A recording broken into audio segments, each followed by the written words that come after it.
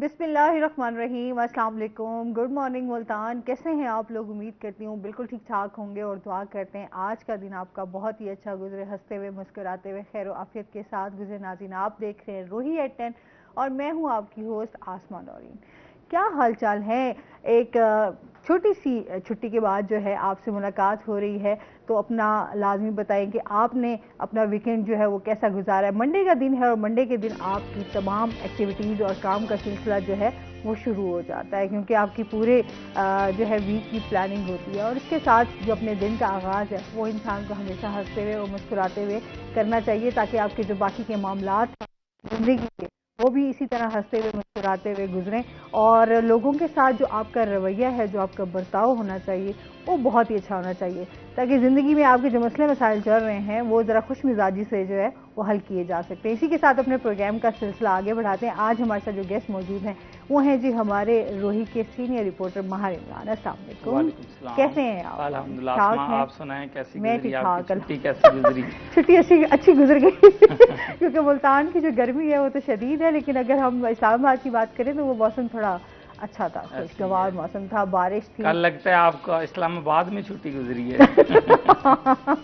तो लेकिन ये था कि अच्छा टूर था और जाहिर सी बात है इंसान को मेरे ख्याल में काम के लिहाज से ना थोड़ी सी ब्रेक लेनी चाहिए। क्या ख्याल है इमरान? बिल्कुल ज़रूरी है। और बहुत पूरा वीक आप जब काम कर रहे होते हैं, फिर एक हफ्ता में एक छुट्टी जो है ना बहुत ज़रूरी है। नहीं अरे तो एक छुट्टी तो बड़ी कम होती है, बहुत कम है। हाँ। वफाकी इदारों वाले तो बहुत अच्छे हैं जिनकी हफ्ता हाँ, इतवार हफ्ता इतवार छुट्टी होती है।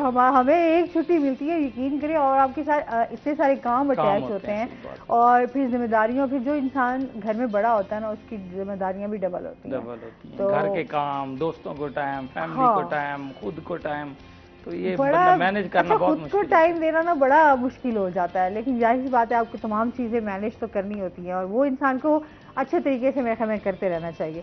अच्छा जी, और इसके साथ ही हम इमरान से बात करेंगे। इस टाइम जो हम देख रहे हैं दिन ब दिन क्राइम जो है वो बढ़ता जा रहा है। क्राइम की रोकथाम की हवाले से भी बात करेंगे। क्या इस टाइम जो है एक्टिविटीज़ चल रही हैं पुलिस के हवाले से, वो भी बात होगी, कोर्ट के हवाले से भी बात होगी। और इसके साथ साथ हम बात कर लेते हैं सबसे पहले तो क्राइम के हवाले से ना, कि इस हफ्ते की पूरी जो हमारी अहम स्टोरीज़ हैं उनको डिस्कस कर लेते हैं कि क्या क्या क्राइम हो रहे हैं और उसके हवाले से जो कोर्ट की स्टोरीज़ हैं वो क्या है। देखें असमा, क्राइम और कोर्ट क्योंकि बीट है मेरी और हम उसको कवर कर रहे होते हैं। हाँ, सबसे पहले हम कोर्ट के ऊपर बात कर लेते हैं। तो एक हफ्ते के दौरान जो है, अभी भी वैसे गर्मी बहुत ज़्यादा है और पसीने मुझे भी आए हुए हैं। अच्छा, हालांकि एसी भी चल रहा है, बल्कि चिल्लर एसी चल रहा है। अभी आए हैं वो ना, कहते हैं मुल्तान की गर्मी ऐसे तो नहीं ना फिर मशहूर, मुल्तान आखिर गर्मी की वजह से मशहूर है। शमस जो है ना वो आ गया था नीचे सवा नेजे पे, तो वही बात और है। यार जून का महीना हमने जो आधा था ना वो हमने बड़ा अच्छे से गुजारा। वो मैं पढ़ रहा था भी, आपकी जो टेम्परेचर है वो 40+ है और जो फील लाइक 50, यानी कि ये हमारा मुल्तान में फील लाइक जो होता है वो 50 तक होता है और टेम्परेचर 40 होता है। तो ये हमारा जो है। अच्छा, क्राइम की और कोर्ट की हम बात जब कर रहे थे असमा, कोर्ट की गुज़िश्ता हफ्ते की बड़ी अहम सूरत हाल रही। उसमें यहाँ पे एंटी करप्शन लिया में एक मुकदमा डीजी खान में दर्ज हुआ। इमरान खान, उसकी चेयरमैन पीटीआई की सिस्टर के ऊपर डॉक्टर उज़मा और उसके शौहर आहद मजीद नियाजी वो इधर अदालत में थे। इसके अलावा करप्शन की बड़ी स्टोरीज़ हैं जिसमें मुशीर थे, तारिक ज़मान गुजर जो साबिक जो हुकूमत थी उनकी ज़मानत लगी हुई थी, उसमें भी करप्शन के इल्ज़ाम थे। डीजी खान में मुख्तलिफ MPAs हैं जो अहमद अली दरीशक हैं, उन्होंने एक हरासमेंट की दरख्वास्त हाई कोर्ट में दायर की हुई थी। DPO विहाड़ी के खिलाफ महबूस की बरामदगी करवाने के हवाले से एक लापता शख्स है, 6 महीने से वो मिल नहीं रहा, उनके खिलाफ एक पिटीशन हुई थी कंटेम्प्ट की कि अदालत आलिया ने अहकामात जारी किए थे कि बंदा बरामद करके पेश करें, वो नहीं मिल रहा था।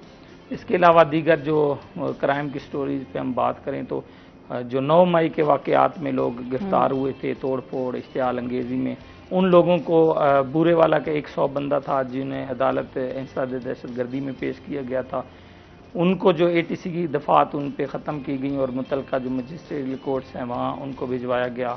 मलिक आमिर डोगर हैं जो कि साबिक कौमी असम्बली चीफ वेब भी वज़ीर आज़म भी रहे हैं, तो वो भी गिरफ्तार हैं, उनको भी अदालत में पेश किया गया।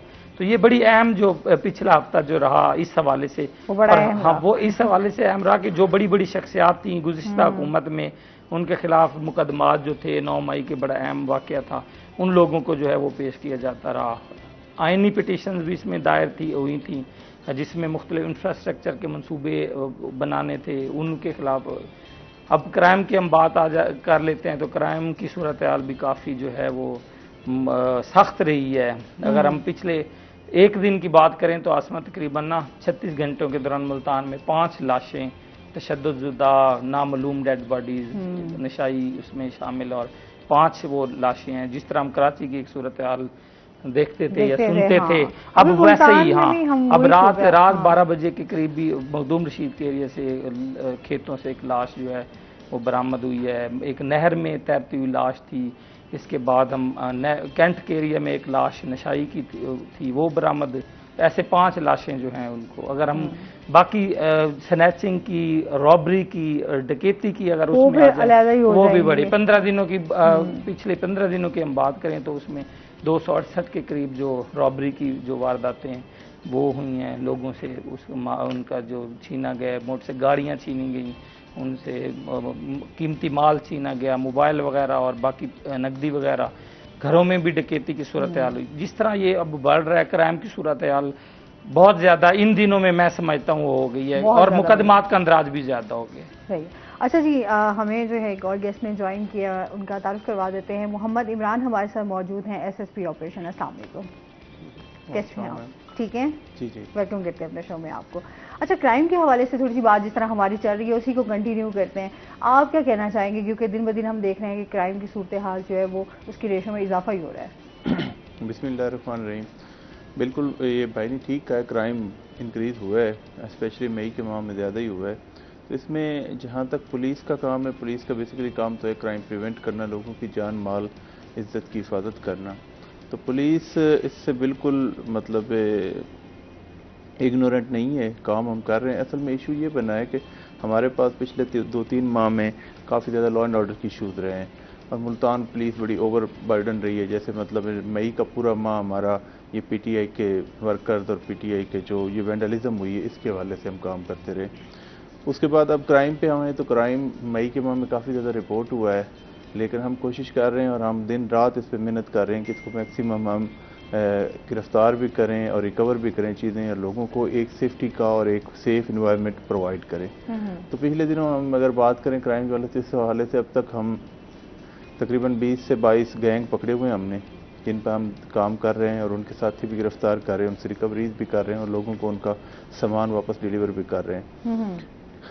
लास्ट वीक हमने एक प्रेस कॉन्फ्रेंस की थी जिसमें 532 मोबाइल हैं जिनकी कोई मालियत बनती है 2 करोड़ को 10 लाख रुपया, तो वो हमने रिकवर करके उनके लोगों को दिए।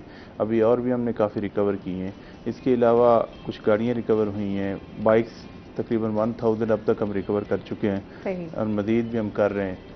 तो अब हम इस पे सख्ती से काफ़ी ज़्यादा काम कर रहे हैं। कुछ हमारी ये लॉ एंड ऑर्डर के हवाले से तवज्जो भी मतलब जो पहले फोकस डाइवर्ट हुआ था वो अब अपनी डायरेक्शन में इस क्राइम पे हमने लगा दिया हुआ और day and night police work कर रही है इस पर, ताकि हम क्राइम को रिड्यूस करें। तो क्राइम बढ़ जाने की रीज़न सिर्फ ये नहीं है कि पुलिस नहीं है, क्राइम बढ़ जाने की एक जो सबसे बड़ी रीज़न होती है ना, एक तो हमारे पास जो इस टाइम मतलब ये जो सोशल इवल्स हैं ये बहुत ज़्यादा आ गई हैं, जिनमें ये मंशियात सबसे बड़ी है। दूसरे नंबर पर गुर्बत एक बहुत बड़ी काज है क्राइम के बढ़ जाने की। इस वक्त जो सबसे बड़ा प्रॉब्लम है वो है महंगाई। महंगाई मतलब हमारे यहाँ बहुत राइज कर गई हुई है, जैसे कि आपने पता है कि 50% प्राइसेस राइज कर गई हैं, बल्कि कुछ चीज़ों की 100% राइज कर गई। तो लोगों के अंदर ना एक थोड़ा सा मतलब डिसअपॉइंटमेंट का और बड़ी ही बेयकीनी का आलम है और लोग बड़े ना फ्रस्ट्रेटेड हैं, तो इस वजह से भी क्राइम कमिट होता है। अब ये जितनी बता रहे हैं ना 5 लाशें इस एक वीक में मिली हैं, डेड बॉडी थी, मुख्तलिफ घरों से या कहीं से मिली। आइदर वो नशई थे या उनका फैमिली के साथ इशू था या सुसाइड कमिट हुई है, रिपोर्ट लेट हुई है। तो पुलिस ने फ़ौरन रिस्पॉन्ड किया और उनकी बॉडीज़ को रिकवर करके उनके खिलाफ जो भी हमारी मेडिकल लीगल कार्रवाई होती है वो भी की है और दूसरी लीगल कार्रवाई भी की है। और वे ट्राइंग ट्रेस द कल्प्रेट्स अगर कोई है तो नहीं, वैसे तो हम देखें तो आई थिंक जैसे अभी उस दिन हमने इमरान से भी डिस्कस किया कि अब लोग जो है दिन दिहाड़े चाहे खुले आम जो है वो अब क्राइम करते हैं। अब ये देख लें कि कत्ल के वाक़यात जो हैं वो बढ़ते जा रहे हैं। अच्छा, जिसका जैसे दिल चाहता है वो फायरिंग करना शुरू कर देता है, मौके पे बंदे को मार के चले जाते हैं। इस हवाले से बताइए ना कि पुलिस क्या इकदाम कर रही है। वैसे ये जो आप बता रहे हैं ना बात, ऐसे कोई मतलब इतनी ज़्यादा भी कोई नहीं है कि जिस तरह भाई ने बताया ना कराची वाले हालात, वो इस तरह कराची वाले हालात नहीं है, कोई इतनी भी ज़्यादा दिन दहाड़े कोई नहीं हो जाती। हाँ वारदात होती है। Multan is not a small city, Multan is a big city, ठीक है। तो इस हवाले से क्राइम तो होता है, पुलिस फ़ौरन रिस्पॉन्ड भी करती है और इस हवाले से हमने बहुत सारे गैंग्स को, क्रिमिनल्स को पकड़ा भी है। अब रही कत्ल की वारदात है, तो कत्ल में बहुत सारे एलिमेंट्स होते हैं कत्ल होने की। जो एक बड़ी काज होती है वो ये, या कोई ना कोई फैमिली फ्यूड चल रहा होता है या कोई लैंड डिस्प्यूट चल रहा होता है जिसकी वजह से हो जाता है। पुलिस इस हवाले से तो कोई मतलब प्रेडिक्शन तो हमारे पास हो नहीं रहती कि यहाँ जी होना है। हाँ जिस हवाले से प्रेडिक्शन होती है या हमें खतरा होता है वो होती है क्राइम अगेंस्ट प्रॉपर्टी, कि किसी का मतलब दिन दहाड़े स्नैच कर ली जाए कोई चीज़, या वैसे जाकर लूट लिया जाए, या हाउस रॉबरी हो जाए, या रोड रॉबरीज हो जाए। तो उस हवाले से क्राइम प्रिवेंशन होती है कि मतलब ऐसे जितने गैंग्स ऑपरेट कर रहे हैं, जितने मतलब टारगेट ऑफेंडर्स हैं हमारे, जिन्होंने पहले क्राइम कमिट किया हुआ और वो जेल से दोबारा वापस आ गए, उन पे हम काम करें। तो उस हवाले से हमने अपनी जो मॉडर्न आईटी टेक्निक, सारी आईटी टूल्स यूज़ किए हैं। हम अब तक 116 कैटेगरी ए के पीओज पकड़ चुके हैं, 500 कुछ हम कैटेगरी बी के पकड़ चुके हैं, और इसी तरह हमारे जो टारगेट ऑफेंडर थे 1020 हम वो भी पकड़ चुके हैं। तो उन पे तो हम दिन रात काम कर रहे हैं। और सिमिलरली हमने थ्रू मोबाइल ई पुलिस पोस्ट बहुत सारे पर्सन को, गाड़ियों को जो अराउंड नंबर बनते हैं 3 लाख प्लस, वो हम day to day police check करते हैं यहाँ पर लोगों को, ताकि लोगों के अंदर ये सेंस आए कि पुलिस हमें चेक कर रही है। और इससे हमने बहुत सारी गाड़ियाँ भी रिकवर की हैं, मोबाइल रिकवर किए हैं, बहुत सारे हमने ऐसे मशकूक सस्पिशियस करैक्टर थे जिनको पकड़ा है, मोटरसाइकिलें रिकवर की हैं। तो पुलिस डूइंग एवरीथिंग। बट ये बात है कि क्राइम का मैंने बड़ी काज बताई कि वो महंगाई है बढ़ जाने की, क्योंकि लोगों के अंदर बड़ी फ्रस्ट्रेशन आ गई। फिर आपको बहुत सारे आपके वर्क प्लेसेस बंद हो रहे हैं, that is another problem, power मतलब शॉर्टेजेस की वजह से और अदर काजेज की वजह से। तो वहाँ से भी एक लोगों के अंदर मतलब बेचैनी सी है और वो इस तरफ आ जाते हैं, कोई ना कोई क्राइम कमिट करते हैं। तो हमने बहुत सारे को इंटरव्यू किया, कहते हैं जी वो काम नहीं मिल रहा था, गुर्बत है, that's why we did. But mostly हम यही देखते हैं कि अभी जो क्राइम हो रहा है या स्नैचिंग होती है या आपका स्ट्रीट क्राइम बढ़ रहा है, तो उसमें आपके टीनएजर्स ही होते हैं, यंग लड़के हैं, यंगस्टर्स हैं ज़्यादा, तो वो पकड़े भी जाते हैं और फिर जो है उनकी इस तरह की एक्टिविटीज़ में वो बहुत ज़्यादा मुलव्वस हैं। जी जी बिल्कुल सही। अच्छा, इसके साथ ही इमरान आपसे जानूंगी कि मुल्तान के मुख्तलिफ थानों में जो है माल मुकदमा की खड़ी गाड़ियाँ जो है वो कबाड़ खाने में तब्दील हो रही हैं, इसके बारे में कानून क्या कहता है, ये क्या स्टोरी है? देखिए आसमा 50 है इसमें, जो सामने ही है 550। जब कोई गाड़ी बरामद होती है तो उसको 550 में ही बंद कर दिया जाता है और उसके बाद उसका जो ओरिजिनल ऑनर है उसको ढूंढा जाता है और उसके बाद उसके हवाले किया जाता है। मुल्तान के मुख्तलिफ, अब हम सूरत हाल देखें तो मुख्तलिफ थाने हैं जहाँ पे गाड़ियाँ हैं, जहाँ पे बड़ी गाड़ियाँ, छोटी गाड़ियाँ, मोटरसाइकिलें, कारें और बड़ी तादाद में जो हैं वो खड़ी हैं और बड़े अरसे से खड़ी हैं और कबाड़ खाना में जो है वो वैसे मंजर जो है वो पेश कर रही हैं। अब उन गाड़ियों से सामान भी गायब हो जाता है, बाहर खड़ी होती हैं और हर वक्त उन पे नज़र नहीं रखी जा सकती। और दूसरा ये है कि ये खड़ी खड़ी जो है ना गल सड़ जाती हैं। 550 है, पुलिस का काम है जब ये माल मुकदमा की गाड़ियाँ जब बरामद होती हैं, जो लावारिस गाड़ियाँ उसमें बहुत ज़्यादा होती हैं, तो उन तक वो पता करना चाहिए कि ये किसकी हैं। क्योंकि अब देखें यहाँ पे ट्रेंड ये बन गया, अगर कि लाहौर की गाड़ी है या कट एंड वेल्ड की काफ़ी जो गाड़ियाँ हैं जो लोग चोरी करते हैं उसके बाद नंबर वगैरह चेंज कर लेते हैं, तो उसके लिए फिर उसको फ्रॉन्जिक भेजना, ये वो बड़ी मुश्किलात होती हैं। जो हमारे पुलिस ऑफिशियल से, आईओ से भी जब बात होती है थानों में, क्योंकि क्राइम की सूरत हाल जब हम कवर कर रहे होते हैं तो वो कहते हैं कि यार हमें क्या है, जब हम जाएँ इसकी फ्रॉन्जिक करवाएँ, किसकी है, फिर उस तक पहुँचें। तो जो गाड़ी यानी इस तरह की पकड़ी जाती है जो कि साफ़ हो, साफ़ से मुराद पता हो इसका ऑनर ये है, इस मुलजिम से वहाँ से चोरी हुई थी, वो तो कंटेक्ट कर लिया जाता है। लेकिन थोड़ी सी मुश्किल वाली गाड़ी ये खुद अपने सर पे भी जो है वो नहीं वो करते, बल्कि एसएसपी ऑपरेशन साहब हमारे साथ आए हुए हैं, इमरान साहब, हम फ़ायदा भी उठाएंगे इनकी मौजूदगी का कि इसके लिए SOPs क्या हैं, या ये जो गाड़ियाँ खड़ी होती हैं गल सड़ जाती हैं, मालकान तक, ओरिजिनल तक वो नहीं पहुँच पाती, क्या वजूहात हैं इतनी बड़ी तादाद में ये जो गाड़ियाँ हैं ये खड़ी हैं, आप बल्कि बताएंगे सर? इसमें भाई बात ये है कि हमारे पास जो गाड़ी कस्टडी में ली जाती है वो 2 कैटेगरी की होती है। एक वो गाड़ी होती है जो किसी मुकदमे में वांटेड हो या मुकदमे में इन्वॉल्व हो, तो वो तो जिसकी गाड़ी होगी उसको इमीडिएटली हम सपुर्दारी करवा के दे देंगे थ्रू कोर्ट। अब दूसरी गाड़ी है जो मशकूक गाड़ियाँ होती हैं, उसमें मतलब 2 व्हीलर्स भी हो सकते हैं, 4 व्हीलर्स भी हो सकते हैं, वो हम कस्टडी में लेते हैं 550 सेक्शन 550 CRPC के तहत। अब वो गाड़ी का ये होता है कि जिस बंदे से हमने पकड़ी होती है उसको ये होता है कि आप अपने डॉक्यूमेंट्स ले आएँ ले जाएँ, अदरवाइज फिर 550 की हम कार्रवाई करते हैं कि वो फिर कोर्ट के नोटिस में दे दिया जाता है थ्रू 523 के तहत कि अब अदालत जो इसका फैसला करे।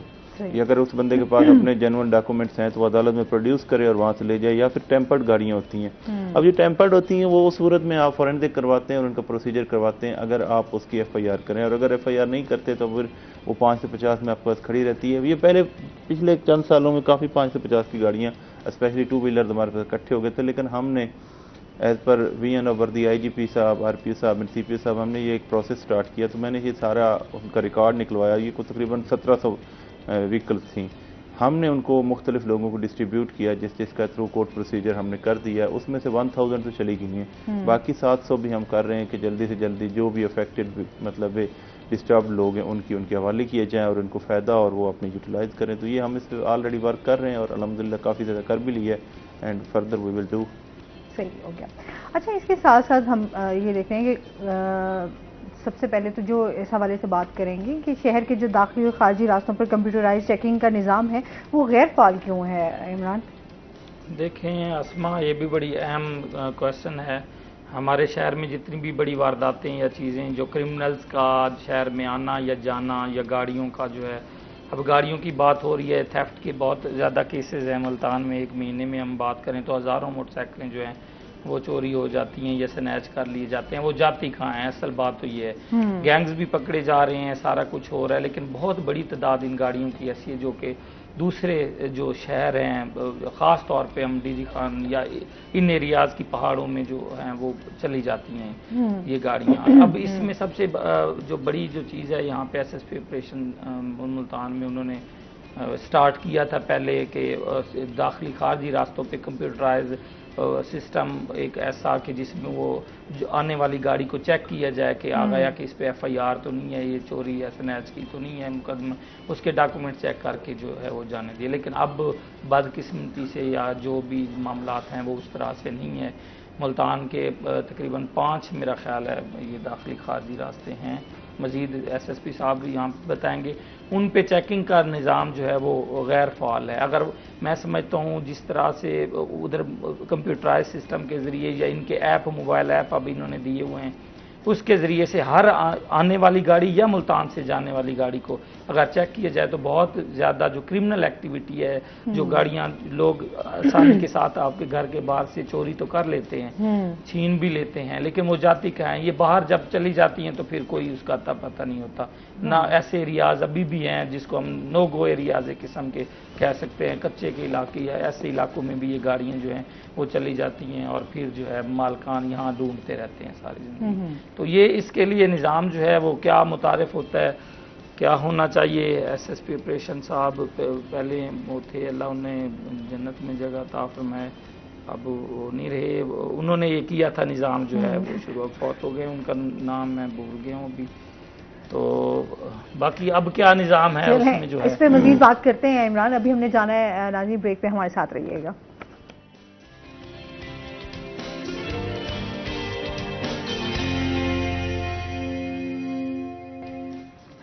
वेलकम बैक नाज़रीन, रोही एयरटेल में आपको खुशामदीद कहते हैं। अच्छा, जिस तरह पुलिस मुलाजमीन के हवाले से भी थोड़ी सी सर बात कर लेते हैं कि इस हवाले से जो उनके वेलफेयर के हवाले से जो है वो क्या नए इकदाम किए जा रहे हैं, क्योंकि जाहिर सी बात है पुलिस मुलाजमीन की भी अपनी डिमांड्स होती हैं, उनको भी रिलीफ चाहिए होता है। इसमें मैं ये बताऊँगा कि IG साहब ने इसमें एक बड़ा प्यारा विजन, और IG साहब का विजन बहुत प्यारा है, और दूसरी बात ये कि उन्होंने हमें मतलब काफ़ी पुश किया है कि आप अपनी पुलिस की वेलफेयर पे ख़ास तवज्जो दें। फर्स्ट ऑफ ऑल तो जो हमने काम किया है वो है ये है कि पुलिस फैमिलीज़ क्लेम वाले जो थे उन सबको हमने जॉब्स दी हैं। 50+ जॉब्स हमने दी हैं मुल्तान में अब तक। वो शख्स जो पुलिस की जॉब के दौरान डेथ हो गई है या शहीद हो गया है या कोई और उसका क्लेम था तो वो हमने उसका क्लेम उसको अभी रिटर्न किया है। जॉब की सूरत में या अदर देन जॉब जो भी उसका हक था वो हमने लीगल राइट उसको दिया है। उसके अलावा अब एक आईजी साहब के बयान के मुताबिक एक बहुत अच्छा काम ये किया गया कि एक कैडर इंट्रोड्यूस करवाया गया, जिसमें वो हमारे पुलिस जवान जो दौरानी ड्यूटी ज़ख्मी हो गए तो उनको गाजीद का कैडर दिया गया और उनकी प्रमोशन के लिए भी उन्हें एक स्पेशल प्रमोशन दी जा रही है और उसमें उसके एंट्रीज भी कर दी गई नाम की। और उसके अलावा उन्हें जो उनके साथ मतलब हार्ट उन्हें फेस करनी पड़ी, उसकी जितनी हम मेडिकल या अदर फैसिलिटीज़ प्रोवाइड कर सकते हैं वो भी की है। उसमें हमने फाइनेंशियल एड भी उनको दी है। In addition to it police मुलाजमीन के बच्चों के लिए जो हमारे एजुकेटेड स्कूल्स हैं उनको बहुत ज़्यादा मतलब प्रमोट किया गया है, उनमें फैसिलिटीज़ ऐड की गई हैं। और स्पेशली हम तमाम सीनियर अफसर पर आईजी साहब वीएन आरपीओ साहब भी आते हैं, सीपीओ साहब भी जाते हैं, मैं भी उसको विज़िट करता रहता हूँ। तो हमारा इंटरेक्शन भी पुलिस बच्चों के साथ काफ़ी ज़्यादा है। इसके साथ साथ हमने पुलिस शुहदा की फैमिलीज़ के काफ़ी फंक्शन करवाए हैं, उनके बच्चों को हमने बुलाया, फैमिलीज़ को बुलाया और वहाँ पर हमने उनका बहुत सारे मतलब डिनर्स किए हैं, लंच करवाए गए हैं, उनके मसाइल सुने गए हैं, हल किए हैं। In addition to it what is very important वो ये है कि हमने पुलिस आईजी साहब के बयान के मुताबिक पुलिस प्रमोशंस बहुत ज़्यादा की गई हैं। अभी इस वक्त कोई भी हमारा ऐसा अफसर नहीं है जिसको प्रमोशन ना मिली हो, जो डिज़र्व करता और प्रमोशन ना मिली हो। अगर वो अपने सारे रिक्वायरमेंट्स पूरी करता है तो इमीडिएटली इसको प्रमोशन दी गई और बड़े फास्ट ट्रैक पर दी गई है। तो ये वो मतलब सारे काम हैं या अवामिल हैं जिनसे पुलिस का मुराल काफ़ी हाई हुआ है। और ये आईजी साहब ने पिछले 3-4 माह में आईजी साहब का विजन था और उन्होंने बड़ा फोर्स लगा के इसको इंश्योर करवाया है और ये हम कंप्लीट कर चुके हैं। और अल्हम्दुलिल्लाह फर्दर भी हमारे बहुत सारे प्लान प्रोग्राम्स जो हैं वो पाइपलाइन में हैं पुलिस की वेलफेयर के हवाले से। एंड नेक्स्ट इन 1-2 मंथ्स वो भी मतलब लाजमी डिलीवर होंगे। सही है। अच्छा, इसके साथ साथ इमरान हम आपसे ये जानेंगे कि जाली मेडिकल लीगल सर्टिफिकेट से जो झूठे मुकदमात बनाकर शहरियों को फंसाया जाने लगा है उसको किस तरह रोका जा सकता है? आसम, बहुत बड़ा अहम सवाल जो है आपने किया और यकीनन क्योंकि हम देख भी रहे होते हैं रोज़ाना पुलिस में भी, और जो MLC इसको बोलते हैं मुखफ़िफ है medical legal certificate, medical LIGO certificate भी इसको वो कहते हैं। तो ये होता दरअसल ये है कि लोग जो हैं जब लड़ाई झगड़ा होता है या किसी के ऊपर तशद्दुद होता है तो उसके बाद पुलिस एक डाकट जारी करती है। वो डाकट आप जो मुल्तान में मुख्तलिफ हेड क्वार्टर्स हेल्थ के जो बने हुए हैं डिस्ट्रिक्ट हेड क्वार्टर, वहाँ से या निश्तर अस्पताल से आप जाते हैं, वो लेकर पुलिस एहलकार साथ होता है या वो लोग, या आप वहाँ खिदमत मरकज़ बना होता है, वहाँ से आप इंजरीज जो ज़ख़म होते हैं उसकी पूरी वो डॉक्टर जो है उनको वो चेक करता है और वो लिख के दे देता है कि ये हड्डी टूटी है, ज़ख़म हुआ है, सर पे लगा है। तो उसमें जो सेक्शंस होते हैं मुख्तलिफ पाकिस्तान पीनल कोड के तहत उसकी सज़ाएँ हैं, CIPC में मुख्तलिफ वो उसमें 337 F1 A2 F3 5 इस तरह मुख्तलिफ जो जब ज़ख़म ज़्यादा गहरा है, हड्डी टूट गई है तो वो उनकी डिटेल है। अब आसमा जाली मेडिकल लीगल सर्टिफिकेट एक बड़ा अहम जो है, क्योंकि कानून में ऐसा है कि जब आप कोई MLC लेके थाने में जाते हैं ना तो थाने वाले पाबंद होते हैं आपकी FIR देने की।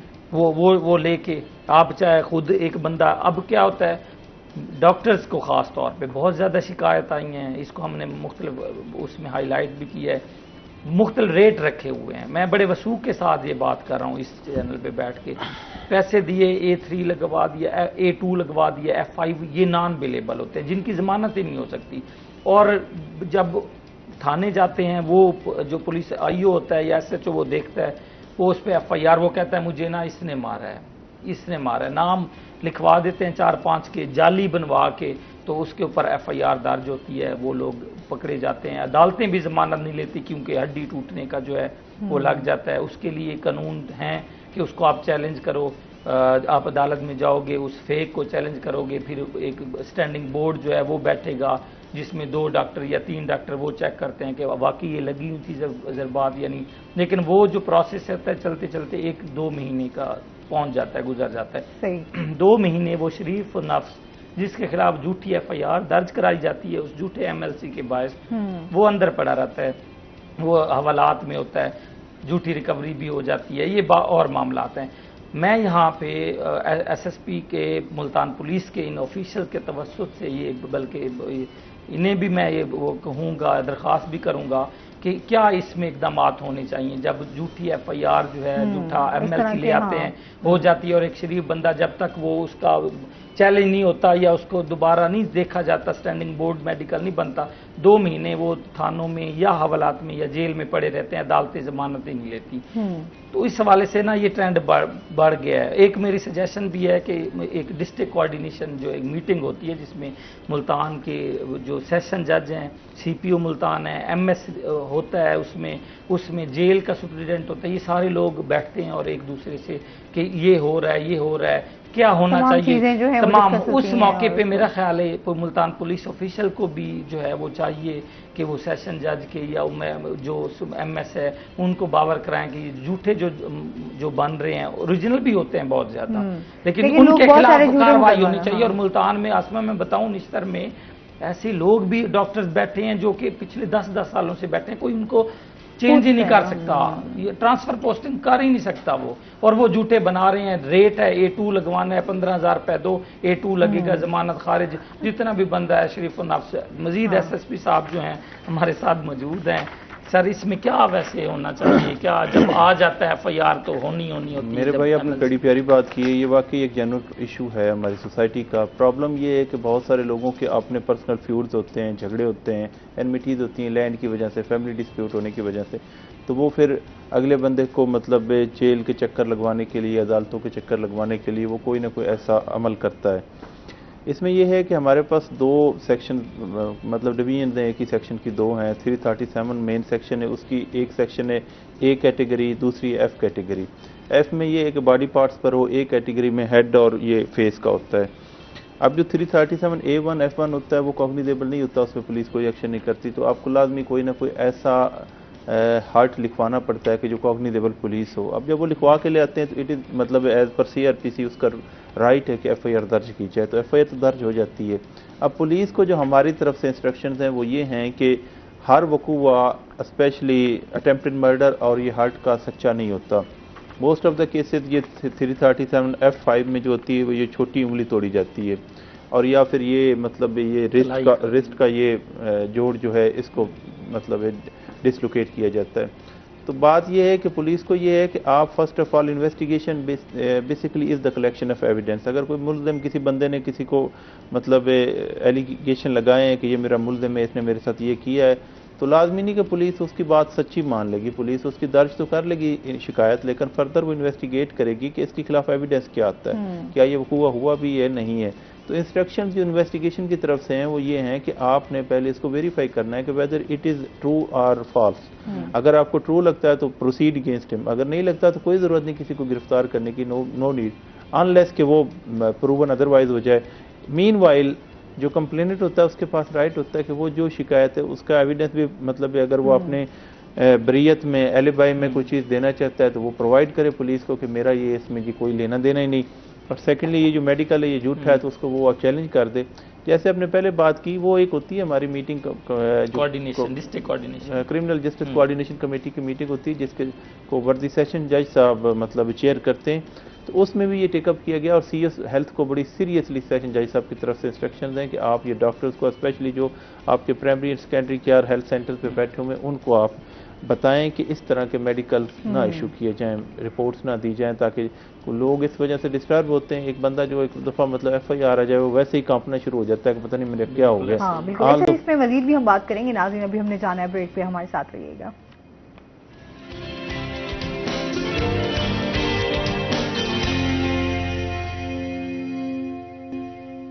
वेलकम बैक नाजरीन, रूही एयरटेल में आपको खुश आमदीद कहते हैं। और इसके साथ ही नाजरीन हम बात करेंगे जो हमारी, आपको पता है चाय तो हर बंदा ही पीता है, और चाय के साथ अगर ज़ीरा प्लस हो जाए तो क्या ही बात है, और आपकी चाय का जो जायका है वो दुबाला हो जाता है ज़ीरा प्लस के साथ। और इसके साथ साथ हम बात करें ज़ीरा प्लस के का जो जायका है वो बहुत ही मुनफरद, खस्ता, वो किसी और में इसका जायका कहाँ है।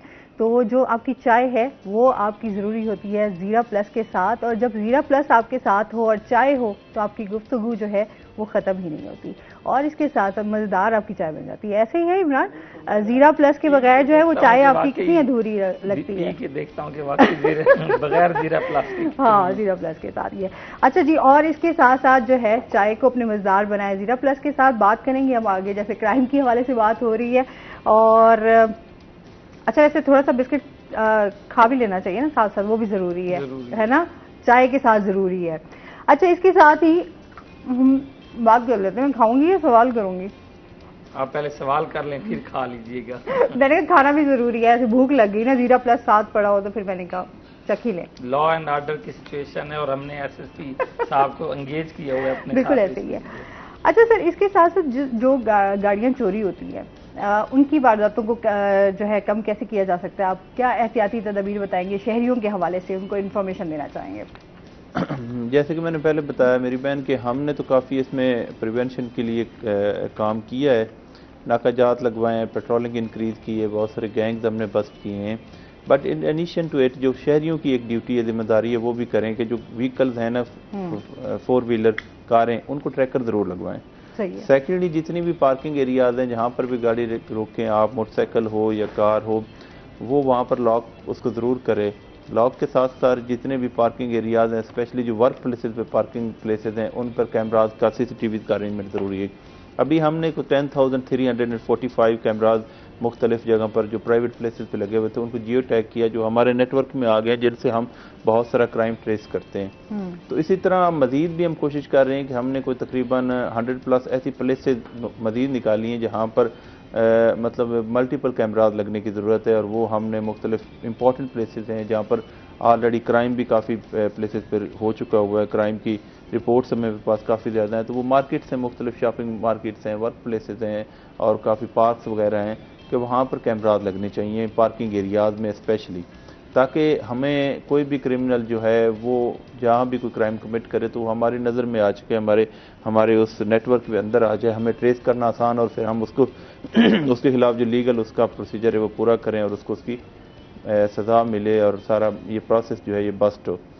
तो शहरियों के वाले से ये कि एक तो वो गाड़ी को ट्रैकर लगवाएं, दूसरा जहाँ भी रोकें वो अपनी गाड़ी को लॉक करके रोकें, और तीसरा ये है कि जहाँ पर वो वर्क प्लेसेस पे ले जाते हैं वहाँ पर ये इंश्योर करें कि पार्किंग प्लेस में कैमराज हैं या नहीं है। तो ये वो चीज़ें हैं जो अगर शहरी हमारी मदद करेंगे तो इससे भी काफ़ी ज़्यादा क्राइम का जो एक रेशियो है, रेट है, वो कम हो जाएगा। जैसे बात हम कर रहे थे ब्रेक के दौरान, एक तो बड़ी काज मैंने बताई है कि वो है इन्फ्लेशन की वजह से क्राइम राइज हुआ है, लोगों के अंदर बड़ी फ्रस्ट्रेशन हो गई है, बेचैनी का एक आलम है, तो क्राइम कमिट करते हैं। स्पेशली जो हमारी यूथ है ये बहुत ज़्यादा नशों में, मंशियात में, तो इनके हवाले से मैं ये कहूँगा कि सोशल अवेयरनेस के प्रोग्राम्स भी होने चाहिए, आप लोगों के ही तवज्जुह से इसी चाहे फोरम से यूज़ किए जाने चाहिए कि ये मंशियात के अगेंस्ट जो है ना, मंशियात के अगेंस्ट मतलब एक बाकायदा कंसल्टेड एफर्ट स्टार्ट की जानी चाहिए ताकि इस ईवल को ख़त्म किया जाए।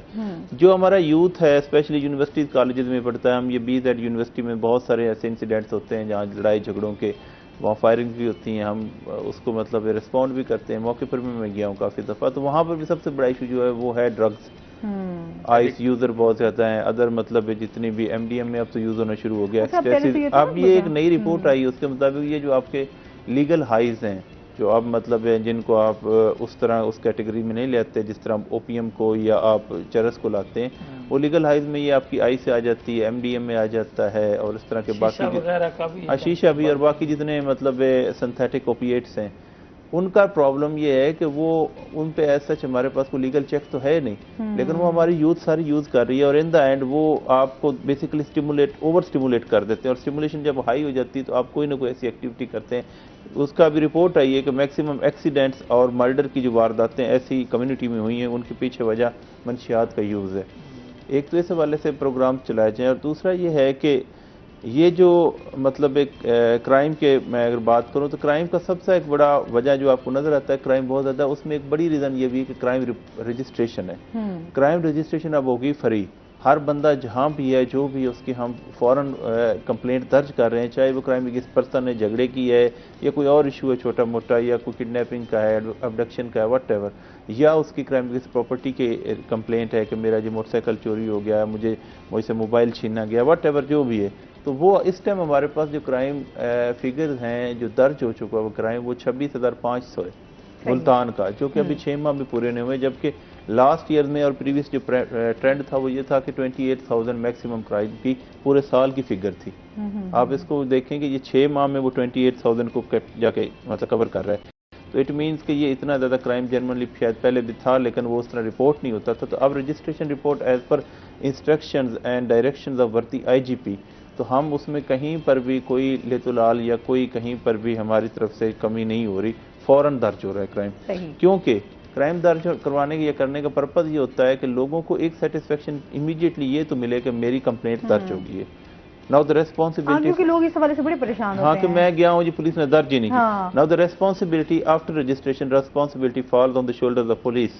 ठीक है जी, तो पुलिस इसको ट्रेस करेगी, पुलिस क्रिमिनल्स को भी पकड़ेगी, और इसका एक फायदा पुलिस को ये हो जाता है कि हमारे नेट में वो लोग आ जाते हैं कि जो वाकई डेंजरस गंदे हैं। अगर एक बंदे की कंप्लेंट दर्ज ही ना हो तो हमें क्या पता कि वो किस कैटेगरी का बंदा है, क्या किरदार है उसका। अस्सलाम वालेकुम। हेलो, कॉल ड्रॉप हो गया जी। अच्छा, इस हवाले से तो वाकई पुलिस के हवाले से चीज़ें अगर शहरियों के लिए आसानियाँ हो जाएं तो मेरे ख्याल में हमारे बहुत सारे मसाइल जो हैं वो हल हो सकते हैं, क्योंकि शहरी यही चाह रहे होते हैं ना कि अगर हम थाने में जाएंगे तो हमारी FIR जो है वो नहीं काटी जाएगी, या हमें जो पुलिस ऑफिसर हैं उन तक नहीं पहुंचा जा सकता। ये बड़ी मुश्किलात होती हैं और उनकी ये इस हवाले से बहुत चीज़ें जो है वो सामने भी आ रही थी। ऐसे इमरान? बिल्कुल ऐसे। ये देखिए, पहले ऐसा होता था एक SHO तक पहुंचना रसाई मुश्किल होती थी, लेकिन अब मुल्तान में तो बड़ी इस हवाले से ख्याल है। अगर SSP से मिलना चाहते हैं सेम डे में SHO, DSP, SP, SSP, CPO, RPO और IG तक एक दिन में आप मिल सकते हो, और सारे ही आपको मिल रहे होते हैं। ये एक बड़ी अच्छी चीज़ है, और सारे सुनवाई करते हैं, सारे साइलिन को सुनते हैं, खुली कचहरियाँ भी होती हैं। तो अब जो चीज़ है ना, जैसे एक होता था किसी के ऊपर FIR करा देना, फंसा देना, ये वो, लेकिन अब जो है चेक एंड बैलेंस बहुत ज़्यादा हो गया है। इस हवाले से FIR दर्ज कराने में कोई मुश्किल नहीं है, आप जाओ फ्रंट डेस्क पे दो और फौरन FIR हो जाती है। लेकिन एक यहाँ पे शिकायत भी करूंगा, FIR दर्ज तो हो जाती है, खारिज होने के लिए थोड़े से मुश्किल जो है वो पेश आती है। तो मैं समझता हूँ कि उन जो लोग FIR दर्ज कराते हैं, क्योंकि बहुत ज़्यादा अब फेक FIR भी जो है वो दर्ज हो रही हैं, फेक FIR के पीछे जो कार्रवाई जरूर है लेकिन आज तक एक्शन नहीं हुआ। वो कभी अदालतों में जो झूठी FIR कराते हैं उसके खिलाफ कार्रवाई कभी हमने नहीं देखी। तो पुलिस ऑफिशियल को चाहिए, SSP साहब बैठे हैं हमारे साथ, CPO साहब हैं, सारे जो सुन रहे हैं, तो वो उस जो कंप्लेनेंट है या जो विक्टिम है उनको कॉल करें जब FIR खारिज के, पैसे तो नहीं लिए IO ने, कोई तंग तो नहीं किया, या इस तरह से अगर वो इसका चेक एंड बैलेंस होना शुरू हो जाए तो मैं कहता हूँ कि बहुत ज़्यादा जो लोग झूठी FIRs करवा देते हैं और बाकी जो एक विक्टिम जो मुतासिरीन होते हैं वो पैसे दे के अपने नाम निकलवा रहे होते हैं, तो वो बचत जो है, ये करप्शन का एलिमेंट जो है वो कम हो जाएगा। ये सर आप क्या कहना चाहिए इस बारे में? इसमें बात ये है कि जो कैंसिलेशन ऑफ केस होती है वो एक थोड़ा सा प्रोसीजर होते हैं, वो IO को भी फॉलो करने पड़ते हैं और उसमें कंप्लेनेंट को भी ताउन करना पड़ता है। बट द पॉइंट इज़ कि बहुत सारे लोग जो होते हैं वो वैसे ही मतलब इनोसेंट होते हैं, तो पुलिस उनसे कुछ मतलब पैसे लेके, ये वाली कंप्लेंट जो है इस पर मैं टोटली आपकी इसको मतलब रिफ्यूट नहीं करूँगा, but there are some points जहाँ पर पब्लिक और बहुत सारे अदर फैक्टर्स हैं जो इन्वॉल्व हो जाते हैं और वो इस मामले में पुलिस को बड़ा ज़्यादा प्रेशराइज भी करते हैं और पुलिस का मिसयूज़ भी करते हैं। हम कोशिश ये कर रहे हैं कि इन्वेस्टिगेशन को भी, जैसे हमने रजिस्ट्रेशन ऑफ FIR को फेयर एंड फ्री कर दिया है, इसी तरह इन्वेस्टिगेशन को भी फेयर एंड फ्री करें और बिल्कुल ट्रांसपेरेंट हों चीज़ें। तो इन्वेस्टिगेशन के लिए मुख्तलिफ कोर्सेज भी करा रहे हैं, इनकी डे टू डे हम मतलब काउंसलिंग भी अपने IO की कर रहे हैं कि भाई इस तरह की कोई हरकत ना करें। इन्वेस्टिगेशन में IO के पास बहुत ज़्यादा पावर है, अगर कोई बंदा उसको लगता है कि ये कंप्लेनेंट इसका नाम दिया जबकि ये इनोसेंट है, वो उसको गिरफ्तार ना करे, कोई ज़रूरत नहीं। इट इज़ नॉट मतलब कि उस पर कोई कंपल्सरी है या कोई मतलब मैंडेटरी है कि उसने लाजमी ही करना है, ना करे, कोई इशू नहीं है, अनलेस के मतलब प्रूवन अदरवाइज हो जाए। और अगर वो गिल्टी है तो देन ही शुड बी, और अगर वो वाकया ही नहीं है तो उसको वैसे वो उसका FIR में से नाम भी खारिज कर सकता है, कोई इशू नहीं है। But there are some procedure that makes the procedure, मतलब इस सारे प्रोसेस को डिले कर देते हैं। और दूसरा ये एक इसमें फैक्टर जो होता है वो कोर्ट्स फिर लॉयर्स ये सारे भी होते हैं, तो इसकी इन्वॉल्वमेंट की वजह से वो थोड़ा सा डिले हो जाता है, बट वी आर ट्राइंग कि इसको भी हम इम्प्रूव करें। जी सर बहुत शुक्रिया, बहुत अच्छा लगा आप हमारे शो का हिस्सा बने। इमरान आपका भी बहुत शुक्रिया। नाज़रीन अभी हमने जाना है ब्रेक पे, हमारे साथ रहिएगा। जब हम ब्रेक से वापस आएंगे तो हमारे साथ कुछ और गेस्ट मौजूद होंगे।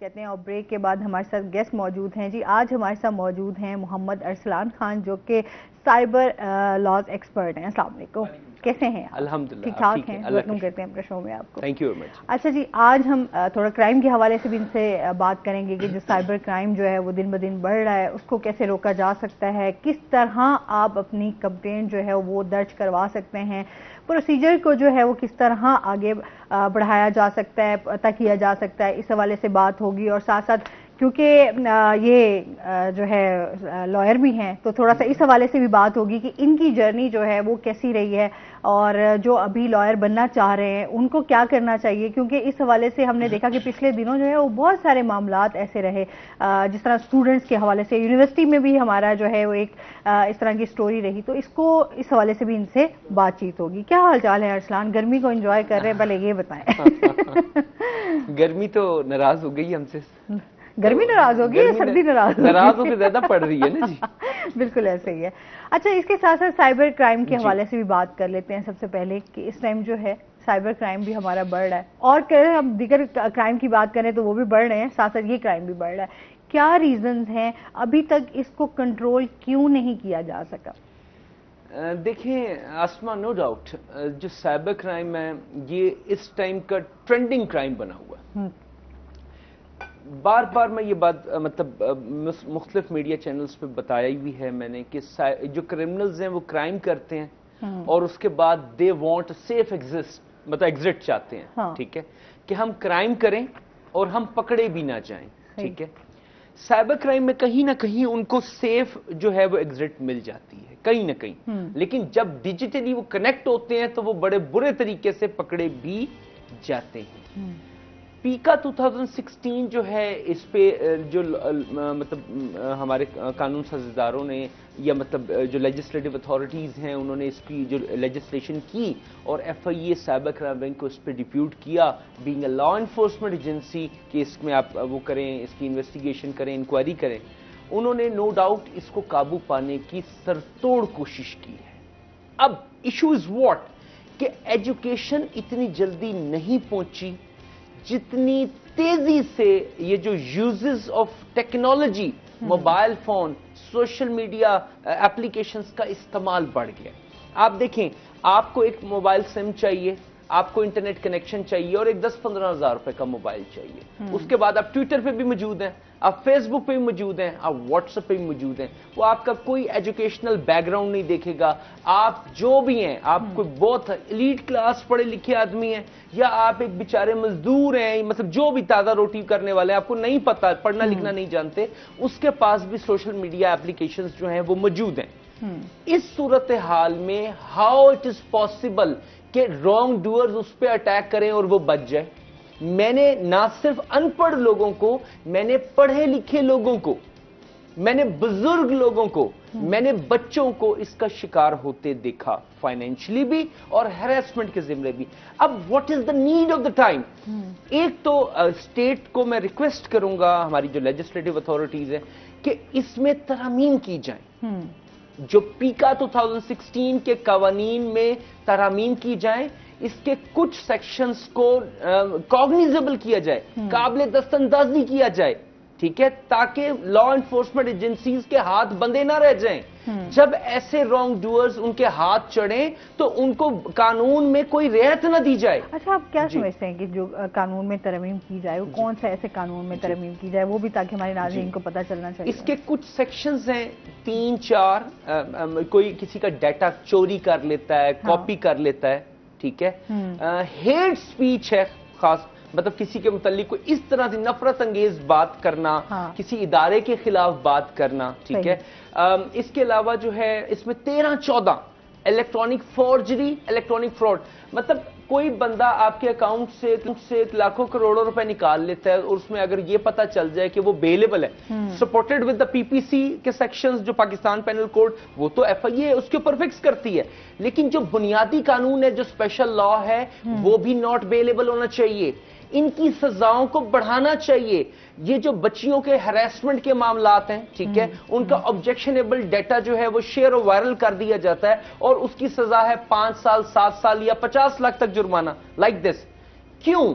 इसको बढ़ाएं, इसको करें लाइफ इंप्रिजनमेंट। एक आधा कवा तो टांगे, एक आधा ब्लैकमेलर तो टांगे, whosoever that person is, ठीक है ना, कोई एक आधा ब्लैकमेलर टांगे। मैं देखता हूं कैसे ये, I am sorry to say that, कि हमारी दुनिया मरीख पे पहुंच गई है और हम पाकिस्तानी लोग, आई एम सॉरी टू से यू दैट, हम बॉडी पार्ट्स पे खड़े हैं, हम एक दूसरे की पिक्चर्स, वीडियोस लीक कर रहे हैं, हम ऑडियोज लीक कर रहे हैं, हम वीडियोस लीक कर रहे हैं। दिस इज व्हाट, ठीक है ना। अच्छा, ये बड़ी चीजें हैं कि हम लोग अब सोशल मीडिया की बात करते हैं कि अगर आपकी एप्स हैं, चाहे आपका व्हाट्सएप है, कुछ भी है, तो अब आप बहुत ही, आपकी जो प्राइवेसी है वो आपकी प्राइवेसी नहीं है, मतलब वो आपकी यूं समझ लेंगे पब्लिकली आप जो है वो आपका किसी टाइम भी कुछ भी हो सकता है। बिल्कुल। तो ये चीजें तो हमारे यहाँ बहुत ज्यादा देखी जा रही है और बहुत ज्यादा इस पे वार्निंग भी दी जा रही है कि ये चीजें बहुत ज्यादा आम हो रही हैं, आपकी प्राइवेसी नहीं है अब। देखिए, वार्निंग इज अनदर थिंग। मैं समझता हूं कि स्टेट नो डाउट इस पे काफी ज्यादा वर्क कर रही है, रिसोर्सेज भी दे रहे हैं। एफआईए जो इदारा है वो भी इसमें बड़ा बखूबी मतलब अपने फराइज मनसूबी सरंजाम, और ऑनरेबल कोर्ट्स खासकर, तो इसमें बहुत जबरदस्त तरीके से काम किया जा रहा है, लेकिन अवेयरनेस की जरूरत है, ठीक है। स्टूडेंट्स को घर में जितने भी इदारे हैं, तालीमी इदारे हैं, कॉलेजेस, हॉस्टल में, मुझे तो ये पता चला था कि साइबर क्राइम के जो सब्जेक्ट है इसको पार्ट ऑफ सिलेबस बना दिया गया है, ठीक है। कॉलेजेस में सेमिनार्स करवाए जाएं, एजुकेशन, बच्चियों को तालीम दी जाए, उनको अवेयर किया जाए, बड़ा जरूरी है कि सबसे पहले तो भाईजान आपने कोई डाटा सेटअप बनाना नहीं है। हाँ।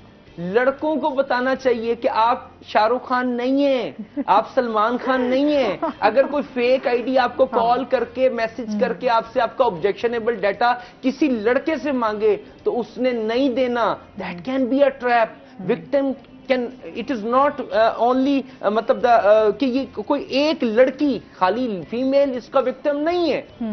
आई एम सॉरी, मैंने बच्चों को, लड़कों को खुदकुशी करते देखा। उनका डाटा, ऑब्जेक्शनेबल डाटा बना लिया गया, उसको शेयर वायरल किया गया, थ्रेट की गई कि हम वायरल कर देंगे, क्या तुम्हारी इज्जत रहेगी। तो मैंने बच्चों को भी जान से जाते देखा है, ठीक है। मैंने किसी बेटी की 3-3 दफा डाइवोर्सेस होते हुए देखी हैं, मैंने किसी बच्ची को खुदकुशी करते हुए भी देखा है, ठीक है। तो मेरी आपके चैनल के थ्रू रिक्वेस्ट है, आप तमाम सुनने वालों, देखने वालों से, जो भाई बाप बैठे देख रहे हैं, घर में देख रहे हैं, बच्चियां देख रही हैं, विक्टिम्स देख रही हैं, जो रॉन्ग डूअर्स देख रहे हैं, कि खुदारा बॉडी पार्ट्स से बाहर आ जाएं, असल का काम करें, मेहनत करें, मत करें किसी को ब्लैकमेल, मत करें किसी की डिग्निटी को डैमेज, मत करें किसी की रेपुटेशन को डैमेज। अगर आप ये करते हुए पकड़े गए, आपने कोई ऑब्जेक्शनेबल डाटा शेयर और वायरल किया, तो आप, ये एक हीनियस ऑफेंस है, इसमें जमानत का कोई चांस नहीं है, क्योंकि डिजिटल सॉर्ट ऑफ एविडेंसेस मौजूद होते हैं। जी। अच्छा, ये भी है। और फिर जिस तरह जो विक्टिम्स होती हैं, बाद दफा तो हम जिस तरह के, जिस मुआशरे में हम रह रहे हैं, वहाँ हम मोस्टली यही देखते हैं कि जो बच्चियों के मामलात होते हैं ना, उस पर पेरेंट्स हो गए, आपकी फैमिली हो गई, वही होते हैं कि यार बदनामी से हम डरें, और इस वजह से भी ब्लैकमेल होते रहते हैं लोग कि अच्छा यार इस तरह ना हो कि हमारी बदनामी हो जाएगी, हमारी बेटी की जो है वो इस तरह हम लोग के दरमियान बात नहीं कर सकेंगे। ये बहुत सारी चीज़ें हम फॉलो कर रहे होते हैं और इसमें फिर हम कानून की मदद नहीं लेते। देखिए, इसमें लॉ एनफोर्समेंट एजेंसीज और लेजिस्लेटिव अथॉरिटीज ने विक्टिम की आइडेंटिटी को डिस्क्लोज ना करने की बाय लॉ इंस्ट्रक्शंस हैं। अगर आप कोई बच्ची जाके अपना मैटर रिपोर्ट करेगी एफआईए को, तो एफआईए उसका नाम डिस्क्लोज नहीं करेगी, ठीक है। उसके डेटे को रिकवर किया जाएगा। वो आपका बच्चा, बच्ची, आप जिस बदनामी से डर रहे हैं, वो बदनामी एक तरफ, वो जो विक्टिमाइजेशन है, देखें, कोई भी किसी फर्द वाहिद की ऑब्जेक्शनेबल पिक्चर जितनी दफा कोई देखता है, वो विक्टिम उतनी दफा मेंटली रेप होता है। ठीक है, ये बहुत बड़ी अजियत होती है आपके लिए। ठीक है, कि तुम्हारा डाटा मैंने देखा है, तुम्हारी पिक्चर वीडियो मैंने देखी है। This is, look at the mentality of the general public right now here in Pakistan. I am sorry, हमारी तो यंग अवाम को चाहिए, लड़के लड़कियों को चाहिए मेहनत करें, आगे बढ़ें, कुछ करके दिखाएं, कुछ बन के दिखाएं। वो एक दूसरे का डाटा लीक करने पे खड़े हैं। इसकी पिक्चर दे दो मुझे, उसकी पिक्चर दे दो, ये तो कुछ भी नहीं है। एप्स आई हुई हैं, किसी का फेस उठाएंगे, किसी डिग्निटी का। अब एक बच्ची है, वो मेहनत कर रही है, जॉब कर रही है, अगर वो आपकी बात नहीं मान रही कुछ भी, आपको गुस्सा आ गया है, आपने वो उसकी फेस की सिंपल पिक्चर उठाई है, किसी भी ऑब्जेक्शनेबल कंटेंट के साथ सुपर इंपोज कर दी है और वायरल कर दी है। आप उसको मतलब क्या करना चाह रहे हैं? एक उसका पर्दा था, एक लिहाज था, वो सबको पता होगा कि वो पिक्चर फेक एंड एडिटेड है, लेकिन क्यों आपने उसका मुंह शर्म से नीचे कर दिया? क्यों? एक पर्दा तो खत्म कर दिया ना अपने घर वालों के सामने। जी जी। अच्छा, ये बाकी हम लोगों का ना इस हवाले से भी, अच्छा जिस तरह ये तो एक हो गई, कोई इस तरह का डाटा आपका लीक हो गया या आपको कोई ब्लैकमेल कर रहा है, कुछ भी इस तरह की, तो आप क्या समझते हैं किस तरह जो अब अपनी कंप्लेंट दर्ज करा सकते हैं, क्या प्रोसीजर है, ताकि क्योंकि इस हवाले से हम देखते हैं कि शहरियों को बहुत मुश्किलात का भी सामना रहता है, इस हवाले से बताइएगा। देखिए, चूंकि ये एक ब्लैकमेलिंग हरासमेंट का जो चैप्टर है, this is a very heinous offence declared by August supreme court of Pakistan. Fine, इसमें FIA को आप पहले ऑनलाइन भी कंप्लेंट कर सकते हैं, ठीक है, ऑनलाइन हेल्पलाइन पे कॉल कर सकते हैं 1991 पे। इसके अलावा www.fia.government.pk पे भी कंप्लेंट कर सकते हैं। लेकिन चूंकि देखें, एक ये ऐसा हीनियस और टेक्निकल क्राइम है और इतना रिस्की है कि एक क्लिक की अवे के ऊपर है। रॉन्ग डूअर कहता है जी I will show you the power of social media. What does it mean? देखिए, साइबर क्राइम जो है एक मेंटल स्टेट का नाम है कि बंदा in the fit of anger, सिर्फ एक क्लिक ही करना है ना उसने, और वो डाटा गया। बिल्कुल। ऐसे एक कॉल ले लेते हैं। अस्सलाम वालेकुम। अस्सलाम वालेकुम। हेलो हेलो जी, हमारे साथ जाहिदा हैं। जाहिदा, आपकी आवाज नहीं आ रही। राशिदा, सॉरी। हेलो हेलो, आवाज नहीं आ रही मुझे। उनकी कॉल की के बाद क्या वो करना चाह रही हूँ, जाहिर सी बात है कोई सवाल पूछना चाह रही हूँ। चलें, दोबारा आप कॉल मिला सकती हैं। हाँ जी, बात तो in the fit of anger वो डाटा देखें, उसके लिए इंस्ट्रक्शंस हैं। मैं आपके चैनल के थ्रू मैसेज यही दूंगा कि आप लोग उठें, एप्लीकेशन बनाएं, विक्टिम को साथ लें, उसका मोबाइल फोन डिलीट नहीं करें, चीजें डिलीट नहीं करें। ये ना सोचें कि इज्जत बचा लें। इज्जत तभी बचेगी जब वो रॉन्ग डूअर पकड़ा जाएगा, जब तमाम ऑब्जेक्शनेबल डाटा रिकवर होगा और उसको करार वाकई ही सजा, पहले तो उसका इंशाल्लाह सॉफ्टवेयर अपडेट होगा, फिर उसको जो है वो जो सजा है वो दिलवाई जाएगी ऑनरेबल कोर्ट से। सही जी। तो मजीद भी जानते हैं, हमारे साथ एक और गेस्ट हैं जिन्होंने हमें ज्वाइन किया, उनका तारुफ करवा देती हूँ। सादिया रुबाब हमारे साथ मौजूद हैं, जो कि सोशल एक्टिविस्ट भी हैं और इसके साथ साथ शायरा भी हैं। अस्सलाम वालेकुम, कैसी हैं आप? ठीक ठाक हैं? वेलकम करते हैं अपने शो में आप। Thank you. अच्छा जी, इनकी सोशल एक्टिविटीज़ के हवाले सबसे पहले तो जान लेते हैं और उसके बाद फिर आपकी शायरी की तरफ भी आएंगे। जी ज़रूर। क्या एक्टिविटी चल रही है आपकी सोशल? बस ये कि इंसान ना राइट्स पे बात करे, ह्यूमैनिटी पे रहे, तो मेरा यही मोटिव होता है कि मैं ह्यूमैनिटी के लिए कोई ना कोई वर्क करूं। तो अभी आप उस पर क्या वर्क कर रही हैं? मैं कुछ NGO के साथ काम कर रही हूँ, कुछ फाउंडेशंस के साथ। अलानात फाउंडेशन है, उसमें मैं अपना वर्क परफॉर्म कर रही हूँ। BZDU से इंटर रिलेटेड है वो। अच्छा। हाँ जी, तो वहाँ पर जो सर कामरान होते हैं BZDU में, उन्होंने कुछ कैंप्स वगैरह लगाए थे, तो उसमें मैंने अपना वर्क मतलब प्ले किया था। क्योंकि एज अ ह्यूमन बीइंग हमें अपने ज़ात को तो देखना है, बट हमने ये भी देखना है कि हमारे गिरदो नवा में क्या चीज़ें हो रही हैं, क्या हादसात रूनुमा हो रहे हैं, तो हमें उनको साथ लेकर चलना है। As a human being, as a human nature, हमने दूसरों को भी साथ लेकर चलना है। तो मेरी हमेशा यही थिंकिंग रही है, यही व्यू, ये नेचर रही है कि मैं अपने तमाम फेलो बींग्स के साथ चलूँ और जो दुखी इंसानियत है उसके मैं काम आ सकूं जितना मुझसे हो सकता है। चलें, ये तो अच्छी बात है। और इसके साथ ये कॉलर भी हैं हमारे साथ। अस्सलाम वालेकुम। वालेकुम अस्सलाम जी, राशिदा हैं हमारे साथ, क्या कहना चाहेंगी? वालेकुम अस्सलाम। राशिदा, अपने टीवी का वॉल्यूम काइंडली बंद कर दें ताकि बात करने में आसानी हो जाएगी। अगर आप अपनी आवाज सुनती रहेंगी तो फिर आप क्वेश्चन नहीं कर पाएंगी।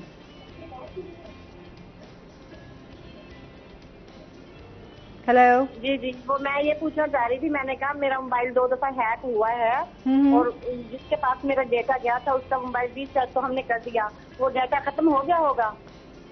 अच्छा, कह कह रही मोबाइल मेरा 2 दफा जो है वो हैक हुआ है, उसमें जो डाटा है क्या वो डिलीट हो गया होगा, क्योंकि हमने उसको रिकवर कर लिया था रास्ता। जी जी, वो मैंने डिलीट करवा दिया था, तो उसके ना जीमेल पे नंबर है, हो सकता है उसने जीमेल पे रखा हो उसका, वो जो है मुझे यही है कि उसके जीमेल पे ना हो। आप कुछ पूछना वहाँ से चाहेंगे? भी खत्म हो गया होगा हमारा। इसमें ये है कि अगर इस बच्ची को ये खतरा है कि उस मोबाइल में डाटा कोई ऐसा ऑब्जेक्शनेबल मौजूद है जो कल को इसके लिए खतरे का बाइस बन सकता है, अगर ठीक है, तो रेदर के ये इस सोचो विचार में रहे कि मैंने डाटा डिलीट करवा दिया था या मैंने मुलजिम में खुद ही डिलीट कर दिया था। अक्सर ऐसा होता है कि ये बच्चियां इमेच्योर हैं। अगर किसी फर्द वाहिद ने मोहब्बत के झांसे में इनकी नाउम्री का मतलब कम उम्री का फायदा उठाते हुए, ना समझी का फायदा उठाते हुए डाटा इनका हैक कर लिया, व्हाट्सएप स्कैन कर लिया, बाद में वो उसको यूं दिखाएगा कि देखो मैंने सब कुछ डिलीट कर दिया, but that cunning accused will never tell them कि मैंने बैकअप भी रखा हुआ है। अच्छा, लोग करते हैं। हाँ। तो इसका तरीकाकार, सेफ तरीकाकार ये है कि ये बच्ची जो है FIA साइबर क्राइम विंग, जो भी ऑफिस है, जो भी इसको लगता होगा, मुल्तान का लगता है तो शालीमार कॉलोनी गली नंबर 3 में है, वहां जाके रिटर्न एप्लीकेशन दे, अपने किसी भाई के भेज दे। उस रॉन्ग डूअर को ज्यादा दफा 160 CRPC तलब किया जाएगा, वहां उसका मोबाइल फोन चेक किया जाएगा, अगर जरूरत पड़ेगी तो उसका मोबाइल फोन फोरेंसिक भी कराया जाएगा। ठीक है, उसके बाद जब तसल्ली होगी उसका बयान लिखा जाएगा कि अगर ये डाटा, क्योंकि एलिगेशन तो उसके ऊपर है, अब अगर कल को किसी अननोन आइडेंटिटी से अगर वो डाटा शेयर, वो वायरल होता है या कोई थ्रेट आती है तो रिस्पॉन्सिबल वही साहब होंगे। अच्छा, ये तो है वाकई। आपको मतलब इस तरह की जो चीजें होती हैं जिसमें आपको थोड़ा डाउट हो तो आपको लाजमी कानून की मदद लेनी चाहिए और उनसे डिस्कस करना चाहिए, ताकि आप आने वाला जो आपकी जो मुश्किल है उसमें हमें उसको टाला जा सकता है। अच्छा, जिस तरह आपकी वर्किंग है, आप किस चीज़ पे ज़्यादा काम कर रही हैं, ज़्यादा फोकस है आपका? मेरा ज़्यादातर फोकस यही होता है कि मैं अपनी वर्क परफॉर्मेंस दूं, बिकॉज मैं फिक्स नहीं हूँ। अगर कहीं पर ब्लड डोनेशन कैंपिंग हो रही है तो मैं उधर मौजूद हूँ, अगर कहीं पर क्लॉथ रेजिंग हो रही है तो मैं वहां पर मौजूद हूँ। इट मीन कि मैंने खुद को फिक्स नहीं किया। बेसिक मेरा मोटिव ह्यूमैनिटी है, उसको जितना हम बकाया दवाम दे सकते हैं तो उसमें हमें अपना रोल प्ले करना चाहिए। वो BZU में है या वो रोड पर कैंपिंग लग रही है या फिर वो हमारे अपने कॉलेज, गवर्नमेंट हमारे कॉलेज मुल्तान में लग रही है, मतलब जहाँ जहाँ इंस्टीट्यूट से मेरा कॉन्टैक्ट है और जो मुझे बुलाते हैं कि बेटा आप हमारे साथ आएँ, और हमारी अपनी मैम्स हैं, कॉलेज के सीनियर्स हैं, तो मैं अपना रोल मल्टीपल प्ले कर रही हूँ, कहीं भी फिक्स नहीं हूँ। निजात सेंटर है, ड्रग एडिक्शन है, मेरा यही होता है कि जो दुखी इंसानियत है ना उसका साथ दिया जाए, खुद को फिक्स नहीं किया जाए। सही। तो आप मुआशरे में क्या देख रही हैं? अब जाहिर सी बात है आप आपका काम भी कर रही हैं, साथ साथ क्या देख रही हैं कि लोग जो है वो किन मसाइल का ज़्यादा शिकार है? लोग सबसे ज़्यादा शिकार ना जहनी कैफियत का है, ना तो उसमें माली रुझान आता है, ना ही उसमें आपकी महंगाई आती है। सबसे ज्यादा जो आप अपनी जहनी इंतशार का शिकार हैं, वो कहते हैं आई एम सुपीरियर, तो वो कहता है आई एम सुपीरियर, वो कहता है कि मैं इससे आला हूँ, वो कहता है मैं उससे अरफा हूँ, वो कहता है मैं उससे बरतर हूँ। यही इस चीज का शिकार है हमारा माशरा, हमारी सोसाइटी, हमारी कम्युनिटी। बिकॉज जब हम समझेंगे कि ये हमारे उस्ताद हैं तो ये हमसे बरतर हैं, हम शागिर्द हैं, जब शागिर्द के लेवल पर रहते हैं तो उस्ताद ही है।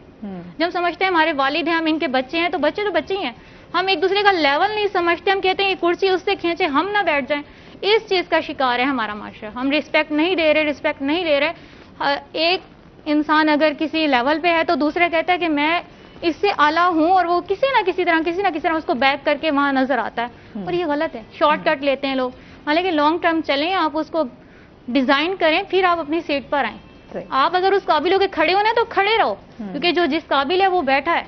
ये काबिलियत उसका इंसान उसको तय करती है कि उसने कितना पेन लिया है, कितनी स्ट्रगल की है, कितना उसने सर्कमस्टांसिस को देखा है, देन वो आकर उस सीट पर बैठा है। हम ये बिल्कुल नहीं कर सकते, ना करना चाहिए कि जो हमारा सीनियर है हम कहें हम उसके सीनियर है। इस चीज का शिकार है हमारा माशरा। ये तो चीज़ें हमारे यहाँ बहुत, अब मुआशरती अगर हम बुराइयों की बात करें तो जेलसी, हसद, ये चीज़ें बहुत ज़्यादा हमारे मुआशरे नहीं। लोग कहते हैं ना महंगाई है, लोग कहते हैं करप्शन है, लोग कहते हैं पॉलिटिक्स है। मैं कहती हूँ नहीं, सिर्फ जहनी इंतशार है। आपको यही है ना चीजें दिन ब दिन हम जब देखते हैं, जब हम लोगों में अब क्योंकि दिखावा बहुत ज्यादा बढ़ चुका हुआ है, तो लोग इस हवाले से भी हम देखते हैं डिप्रेशन आपके यहाँ जो है, फ्रस्ट्रेशन जो है वो बहुत ज्यादा बढ़ती जा रही है, इस तरह की चीजें जो है वो। अच्छा, आप क्या समझती हैं कि फिर कैसे इन चीजों को कंट्रोल किया जा सकता है, कैसे इनसे बचा जा सकता है? सबसे बड़ी बीमारी जो हमारे माशरे में आम हो गई है मोबाइल फोन है। बच्चा अब दुनिया में उसकी पैदाइश होती है तो वालिदैन क्या करते हैं, मोबाइल फोन उसे पकड़ा देते हैं। तो वो उसकी क्या है, उसकी दरसगाह बन गई है। वो उसके कल्चर, उसमें जो डेवलप होता है, जो वो देख रहा है, जो वो कर रहा है, तो इस चीज से बच्चा जाए। तमाम पेरेंट्स को मैसेज दूंगी, जब आपका बच्चा दुनिया में आता है आप उसे अपनी तरफ मुतवज्जे करें, अपनी वैल्यूज सिखाएं, सेल्फ रिस्पेक्ट सिखाएं, पेरेंटल रिस्पेक्ट सिखाएं, स्टेटस बताएं, उसे वैल्यूज बताएं, उसे कल्चर बताएं कि हमारा इस्लाम क्या कहता है, इस्लामिक वैल्यूज बताएं, उसे स्टार्टिंग में बिस्मिल्लाह पढ़ाना स्टार्ट करें, ना कि आप उसे मोबाइल पकड़ा दें। तो ये चीज जब हमारे माशरे से रिमूव होगी, ये एक जरूरत है, बट आजकल ये रुझान टू मच हो गया है कि मोबाइल जरूरत से आगे जा चुकी है। ये दिमागी एक सिंबल बन गई है कि ये है तो है। तो इस है को दूर करके जब हम अपनी लाइफ को फिजिकली मूव करेंगे, ना कि ये जो इंटरनेट की दुनिया की ऑनलाइन दुनिया, आप चलें, आप जो नई रास्ते तय करते हैं तो आपके जो जिस्मानी अज़ा हैं वो मुंजमिद हो जाते हैं, साकित हो जाते हैं, क्योंकि मोटिवेशन स्किल्स में नहीं रहते, मूवमेंट में नहीं रहते। आप जो सफर तय कर रहे हैं मोबाइल के जरिए, वो आप खुद चलकर करें, फिजिकल एक्टिविटीज होनी चाहिए ना। अच्छा जी, मजीद भी इनसे जानेंगे नाज़रीन, अभी हमने जाना है ब्रेक पे, हमारे साथ रहिएगा।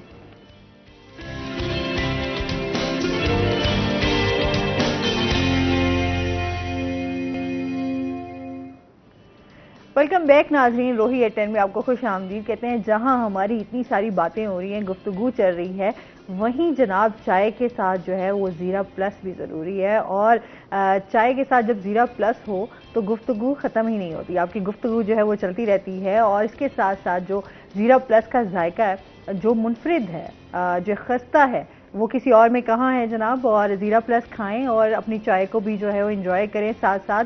और इस तरह हमारे मेहमान भी हमारे साथ मौजूद हैं जो कि ज़ीरा प्लस जो है उनको भी बहुत पसंद है। वैसे असलान, आपको ज़ीरा प्लस कितना पसंद है? जी अच्छा है, ज्यादा मीठा नहीं है। हाँ। और नमकीन और मीठे का मिक्सचर ही है, और अच्छा बहुत इसका जो जायका है वो मुनफरिद है। और हम जब भी गेस्ट आते हैं घर में तो ज़ीरा प्लस जो है वो लाजमी चाय के साथ होता है। अच्छा जी, ज़ीरा प्लस की तो बातें होती रहेंगी, साथ साथ जो है हम अरसलान से ये भी जानेंगे। अच्छा, आपकी लॉयर जब आप बने तो आपकी वो जो जर्नी रही वो कैसी रही, वो भी थोड़ी सी हमें बताइएगा। मैडम देखिए, डिफिकल्टीज और परेशानियां तो हर फील्ड में आती हैं in the start of career, no doubt. वकालत का स्टार्ट जो है वो हमेशा थोड़ा टफ रहा है, बिकॉज यहाँ पे ऐसा नहीं है, we have to play in front of general public, ठीक है। वी ऑनरेबल जो कोर्ट्स हैं, जो हमारी ऑनरेबल जुडिशरी है, मैं उनका बेहद शुक्रगुजार हूं, ठीक है। मुझे खासकर बहुत सपोर्ट किया गया, मुझे गाइड किया गया, ठीक है। मैं गलतियां भी करता था, मैं आज भी गलतियां करता हूं, ठीक है, आज भी गलतियां करता हूं। अच्छा, गलतियां तो फिर होती रहती हैं ना इंसान से। तो ऑनरेबल जुडिशरी ने हमेशा मेरी गलतियों को इग्नोर किया और जो मैं डिलीवर करना चाहता था उसको मतलब कलेक्ट किया, और मुझे मतलब मौका देते रहे कि मतलब, और कभी समझाया भी सही, हल्की फुल्की डांट भी पड़ जाती थी कि ये यूं नहीं करना और ऐसे करना है। तो वो शुरुआत में तो मैडम हर फील्ड में प्रॉब्लम्स आती हैं। वकालत इंतहाई मुश्किल है। देखें, हम जब जाके किसी भी ऑनरेबल कोर्ट में अपनी दलाइल पेश करते हैं on the behalf of accused, on the behalf of any party, fine, मतलब आप कंप्लेनेंट हैं, एक्यूज्ड हैं, मुद्दई हैं, या मतलब आपके खिलाफ दावा हुआ है, ठीक है, मुदल। अब उसमें इशू क्या आता है, आपको अपने क्लाइंट के सामने जो है ना बात करनी होती है, अपने आपको फैक्ट्स ऑफ द केस भी बताने हैं, आपको लॉज भी बताने, असिस्ट करना है ना, लेटेस्ट सुप्रीम कोर्ट के या ऑनरेबल अपेक्स कोर्ट्स के केस लॉज भी देने हैं। अब हमारा इशू ये है कि जब हम आर्गुमेंट्स, आपने अवाम को देखा होगा, वो जब भी उनसे को पूछो तो उनको ये प्रॉब्लम या शायद उनको ये शिकायत मिलती होगी कि साडा वकील तो बोलिया ही नहीं, चुप करके मुखालिफ बोली जा रहे हैं जी, तो साडा वकील बोलिया ही नहीं। दिस इज समथिंग मिसकंसेप्शन, ठीक है। मैं आपके चैनल के थ्रू ये भी मैसेज देना चाहूंगा कि a good lawyer is a lawyer who knows what to speak, what not to speak, how much to speak and when to speak. कब उसने खामोश रहना है, उसका काम हो रहा है, ठीक है ना। तो ये आपको वक्त मतलब वक्त के साथ साथ आपको सीखने को मिलता है। जब आप अपने आर्गुमेंट्स पेश करते हैं ऑनरेबल कोर्ट को असिस्ट करते हैं, ठीक है, अपने क्लाइंट, देखिए क्लाइंट ने आपको इसी चीज के लिए पे किया है, तो या तो हमें यह कहा जाता है कि भाई उसके बाद कि अपना कार्ड दे दें, सही, या ये कहा जाता है कि भाईजान हमारी फाइल दे दें, सही, ठीक है, आपका बहुत शुक्रिया। हाँ। तो ये बहुत टफ फील्ड है इन द स्टार्ट, लेकिन देखें हिम्मत, मेहनत, जो स्ट्रगल है उसका कोई नेमुल बदल नहीं है, ठीक है ना। अगर आप दिन रात एक किए खड़े हैं, अगर आप लग गए हैं कि मैंने करना ही करना है, ठीक है ना, तो there is always the situation vacant on the top. Top हमेशा खाली है। हाँ। हर बंदे के अंदर कोई ना कोई अपनी कैपेबिलिटी, क्वालिटी मौजूद है। अगर वो उसको पॉलिश करे, अपने आप को मेहनत करे, डिटरमिन्ड होके, ठीक है ना। ये गर्मियों में काला कोट पहनना, टाई लगाना, हमने अल्हम्दुलिल्लाह मतलब जून जुलाई की कड़कती धूपों में मैंने मतलब गर्मी में आ रहा हूं, गर्मी में जा रहा हूं, तो शुरू में तो हमें भी लगता था कि यार ये हम क्या कर रहे हैं, ये किस किस्म की मजदूरी है, ये ऐसे किस इंटरेस्ट था कि लॉयर ही बनना था? जनून था, जुनून था, जनून था, ये वो वकालत जुनून मेरा दिखता भी जनून है। वो जुनून दिखता भी है। Thank you very much. अच्छा जी, और इसके साथ साथ आपसे भी जानेंगे सादिया, आपकी जर्नी अब कैसी रही, आपकी शायरा कैसी बनी, थोड़ी सी सवाल है, क्योंकि आप एक तो साथ में ये दुखी इंसानियत की खिदमत भी कर रही हैं, साथ साथ शायरी भी करती हैं, तो थोड़ा सा इस हवाले से बताइएगा हमें। हाँ, एक खूबसूरत शेर है और मैं कहती हूँ शायद वो मुझ पर फिक्स है या मेरे लिए ही बना है कि मिटा दे अपनी हस्ती को अगर कुछ मर्तबा चाहे कि दाना खाक में मिलकर गुलो गुलजार होता है। वाह। मैंने राइटिंग का जो सफ़र है 2 क्लास से स्टार्ट किया था। अच्छा। बच्चों की स्टोरीज लिखी मैंने, तो 7 क्लास में बाकायदा मैंने अशार लिखे हैं। मैट्रिक में मैंने नज़में गज़लें लिखना स्टार्ट कर दी थी। तब से अब तक अल्हम्दुलिल्लाह मैं अपना BS ऑनर्स कंप्लीट कर चुकी हूँ। अच्छा, तो जब से ख्वाब था 2012 में मेरी बुक कंप्लीट थी कि मैं इसको पब्लिश करवा दूँ। सही। मैंने अबू जी के कामजी में लगाया कि आप ये करवा दें, बड़ा शौक था, एक चीज़ कंप्लीट है। तो अबू कहते ठीक है बच्चे बेटा मैं करवा दूंगा। विद इन 2 मंथ्स मेरे वालिद हयात नहीं रहे, मतलब 2 माह बाद वो इंतकाल कर गए। फिर 3 भाई मेरे अल्हम्दुलिल्लाह, तो मैंने अपने बड़े भाई के ज़िम्मे लगाया, भाई ये मेरी बुक तो पब्लिश करवा दें। जाहिर बात है मैं मैट्रिक लाइफ में थी, फिर इंटर में एंटर हुई थी, तो एक मतलब बचपना ही था, ज़्यादा मिच्योर नहीं होता इंसान। अल्हम्दुलिल्लाह लाइफ है कि मैं कह सकती हूँ कि मिच्योर लाइफ है। बट उस वक्त अब मैंने खुद करवाई है जब मैं अपने पेरेंट्स पे डिपेंड करती थी कि आप करवा कर दें। भाईजान से कहा तो ये अल्लाह ताला की तरफ से कुछ था कि चीज़ों के ऐसे होना था, क्योंकि रब की मर्जी के बिना तो पत्ता भी नहीं हिलता। मेरे भाईजान का सीवियर एक्सीडेंट हुआ, 8 साल वो बेड रेस्ट पर रहे। तो उनसे मैंने कहा था कि आप ये करवा कर दें। 8 साल मैंने देखे, मुकम्मल आस देखी है कि ये करवा कर देंगे, एक दिन तो खड़े होंगे ना, कि बेटरमेंट की तरफ आ रहे थे। बट 8 साल के बाद वो हयात नहीं रहे। ओहो, वेरी सैड। उस दिन मैं घर से निकली हूँ कि मैंने बुक अपनी पब्लिश करवानी है। सही। 1 मंथ का टाइम पीरियड था कि मैं पब्लिशर से मिली। बिलीव करें कि एक्सपेंसेस बिल्कुल मैनेज नहीं हो रहे थे। बुक पब्लिश करवाना एक लड़की के लिए, ना पब्लिशर को जानती हो ना रास्तों का पता हो, बट अज़म था कि अब तो करवानी है और उन्हीं के नाम करनी है जो मुझे इस मकाम तक पहुंचा के गए। सही। 1 माह ही गुजरा था कि मेरे एक और बड़े भाईजान अल्लाह पाक को प्यारे हो गए, वो भी इंतकाल कर गए। ओहो। बट मैंने अज़म नहीं छोड़ा, मैं पीछे नहीं हटी। जितना मैं टूटती गई उतना मैं मजबूत होती गई कि वही तो मेरा कुल असासा है जो नहीं रहे, मुझे इस मकाम पर पहुंचा कर गए हैं, मुझे तालीम दी, मुझे बोलना सिखाया, मुझे माशरे में चलना सिखाया, तो मैं उनका नाम पीछे कैसे रहने दे दूँ। आज अल्लाह का शुक्र है अल्हम्दुलिल्लाह, मैं जहाँ जाती हूँ अपने पेरेंट्स का, अपने भाइयों का नाम कि मेरे भाई थे, मेरे वालिदैन थे, तो मुझे इस मकाम पर लाए हैं। मैंने अपनी बुक पब्लिश करवाई और ये अल्हम्दुलिल्लाह उन्हीं के नाम मैंने की है। अच्छा। ये मेरे वालिद गिरामी हैं। सही। मेरे बड़े भाई हैं, उनसे छोटे भाई हैं। अच्छा। तो अल्लाह पाक ने मुझे आपकी बुक का नाम क्या है? गुले चमने रुबाब। गुले चमने रुबाब। रुबाब। जी। अच्छा। और इसका मजमुआ क्या है, थोड़ा सा इस हवाले से इस बुक में? इसका मजमुआ मैंने अपनी वालदा के लिए लिखा है। अच्छा। इसमें मैंने अपने वालिद के लिए लिखा है। इसमें मैंने अपने बड़े भाई के लिए लिखा है कि किस तरीके से मेरे साथ जाते थे। मेरी बुक कलेक्शन होती थी, वो मुझे 2-2 बजे रात के गुलगश्त लेके जाया करते थे। आज तो गुलगश्त लगता है कि ये गुलगश्त है, जब लगता था गुलगश्त कोई सफर है और मेरे भाई 2 बजे, मेरे अबू 2 बजे कलर्स लेकर आ रहे हैं, ऐसे लगता था कि ये दूसरे शहर से ला रहे हैं। एक स्ट्रगल, जाहिर सी बात है, क्योंकि हमारा आना जाना बाहर बिल्कुल भी नहीं था। अबू ही भाई ला कर देते थे, तब लगता था गुलगश्त से लेकर आए हैं। तो इसमें वो चीजें मैंने लिखी हैं, अपना थोड़ा सा शायरी में, नज़मों में, अशार में, किताब में लिखा है कि क्या जिंदगी है, क्या हालात फेस आते हैं, क्या बड़ों का रोल होता है, क्या आपकी लाइफ में आपके पेरेंट्स क्या वैल्यू रखते हैं। अच्छा, ये है कि आपकी फैमिली के बगैर जो है आप कभी भी कुछ भी नहीं है, तो सपोर्ट बड़ी जरूरी है, और स्पेशली लड़की के लिए हम जिस माशरे में रह रहे हैं वहाँ पर बिल्कुल आपकी फैमिली सपोर्ट, चाहे मैरिड है तो चाहे आपके हस्बैंड की, आपके ससुराल वालों की, तो ये चीज़ें बड़ी मैटर करती हैं। बगैर सपोर्ट के जो है वो एक औरत के लिए काम करना बड़ा मुश्किल हो जाता है। अच्छा, अभी क्या सुना रही हैं आप हमें? कुछ हमें सुना भी दें, आपकी स्ट्रगल तो हमने जानी। जी जी, क्यों नहीं। कुछ ताज़ा गज़लें भी लिखी है मैंने इस बुक के अलावा। अच्छा, तो इस बुक से सुनाऊंगी फिर इंशाल्लाह आपको कुछ ताज़ा। जी ज़रूर। वैसे अरसलान, आपको शायरी के साथ कोई शगफ रखते हैं आप? जी, मैं सिर्फ शगफ वकालत के साथ रखता हूँ। शायरी के साथ तमाम शगुफ वकालत के साथ है। सही है जी। अच्छा, सुबह का दिन है, अम्बे बारी ताला मैं सुना दूं या कुछ और आप जी जी, सुनना चाहेंगे? बिस्मिल्लाह करें। मेरे मालिक तेरी कमाल है शान खुदाई, जो हर एक सांचे में है सामने आई। किस खूबसूरती से तूने दुनिया की चौखट सजाई, रसूल अल्लाह के लिए तूने ये सारी दुनिया बनाई। सुभान अल्लाह। बनाकर इंसान को अशरफुल मखलूकात तूने, बख्शी है तूने उसको फरमा रवाई। वाह। कुछ शक नहीं गुनाह का पुतला है इंसान तो, पर तेरी रहमत के बाइस बख्शिश है पाई। वाह।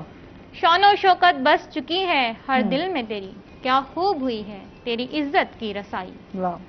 अजब तो ये है कि तू पिन्हा है ना नेहा है, अजब तो ये है कि तू पिन्हा है ना नेहा है, हैरत से कम नहीं तेरी शाने जमाल आई। वाह, सुभान अल्लाह। क्या ये एजाज कम है तेरे लिए रुबाब, क्या ये एजाज कम है तेरे लिए रुबाब, उसने बख्शी है तेरे ख्याल को हकीकत आराई। वाह, क्या बात है, बहुत खूब। ये बताएं कि शायरी के लिए जाहिर सी बात है जब आप लिख रहे होते हैं, जो उसके लिए भी आपको एक मैं कहती हूँ हर फील्ड में एक उस्ताद की ज़रूरत तो पड़ती है। ऐसे ही है, आपके भी कोई उस्ताद हैं? खुद ही से आपने सारी शायरी जी, मुझे कोई तलफ्फुज़ उस्ताद की, वो नहीं कहते हैं मिले। ना, मैंने बुक ऐसे, जैसे मैंने एक बहुत अच्छी सी तरतीब दी हुई थी, उसको बहुत खूबसूरत सा डेकोर किया था, ऐसे आगे कर देती थी। मेरी कॉलेज की मैम होती थी, मैम प्लीज़ करेक्शन कर दें। नेक्स्ट टाइम वो बुक आती थी, दिल करता था ये क्या है, यूँ सर्कल बने होते थे, नीचे लाइंस लगी होती थी, बट एक लफ्ज़ किसी ने करेक्ट करके नहीं दिया मुझे। सही। इसमें मजीद हम बात आपसे करेंगे भी सही और सुनेंगे भी। नाज़रीन, अभी हमने जाना है ब्रेक पे, हमारे साथ रहिएगा।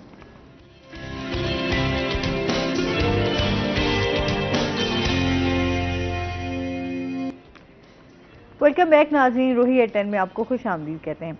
अच्छा अरसलान, जिस तरह हम बात करें साइबर क्राइम के हवाले से, एक तो इसकी सज़ा क्या होती है अगर कोई इस तरह का जो है वो पकड़ा जाता है मुजरिम, उसको क्या सज़ा मिलती है, थोड़ा सा इस हवाले से भी बताएं। और साथ साथ हम आपसे ये भी जानेंगे कि जो विक्टिम है उसके लिए क्या उसको फिर रिलीज दिया जाता है, थोड़ा सा इस हवाले से भी। देखिए, अगर कोई हैरेसमेंट का मतलब कोई बंदा हैरेस कर रहा है और वो पकड़ा जाता है, सबसे पहले तो इसमें जो बेल के चांसेस हैं वो बहुत कम। सही।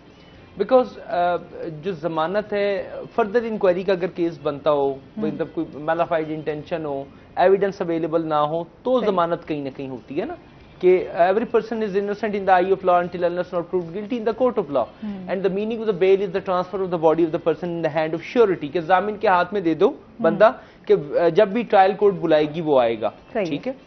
यहाँ पे चूंकि डिजिटल एविडेंसेस के केस होते हैं, शेयरिंग प्रूव होती है, डाटा रिकवर होता है, एक बंदा ब्लैकमेल कर रहा है, उसके ऊपर इल्जाम है कि वो ब्लैकमेल कर रहा है, शेयर कर रहा है, तो जब उस पर FIR रेड करती है, उसके पास से वो डाटा भी बरामद हो जाता है, वो ब्लैकमेलिंग भी बरामद हो जाती है, वो थ्रेट मैसेजेस भी बरामद हो जाते हैं। तो मुझे बताएं, ये तो डायरेक्ट एविडेंस आ गया ना उसके खिलाफ, कोई फर्दर इंक्वायरी का केस नहीं है। तो इस तरह के केसेस में जमानत मिलने के चांसेस बहुत कम होते हैं। और ऑनरेबल जो हमारी जुडिशरी है, देखिए एक मैसेज भी तो डिलीवर करना है ना, they are playing their role in a very gentle and appropriate manner. इस तरह की जो मुल्जमान है उनकी हौसला शिकनी करनी है, कि ये नहीं कि आप किसी की बहन, बेटी, बच्ची की और इवन अपनी बीवी की, एक्स बीवी की जरा सी लड़ाई हुई, उसने दावा किया खर्चा ना नफके का, आपने कहा कोई मसला ही नहीं है, मैं तुम्हारा डाटा वायरल करूंगा, एंड दे डिड इट, उन्होंने किया। क्या तुम गंदी हो? नंद भाभी ने आपस में किया, भाभी कह रही है नंद गंदी है। ये जो वो जो इंडियन ड्रामों वाली पॉलिटिक्स थी वो इस तरह से निकल रही है, वो जो ग्रूमिंग हुई है। ओ भाईजान, जो किसी की बच्ची आपके घर में आ गई है ना, वो भी आपकी बहन है, वो भी आपकी बेटी है, ठीक है।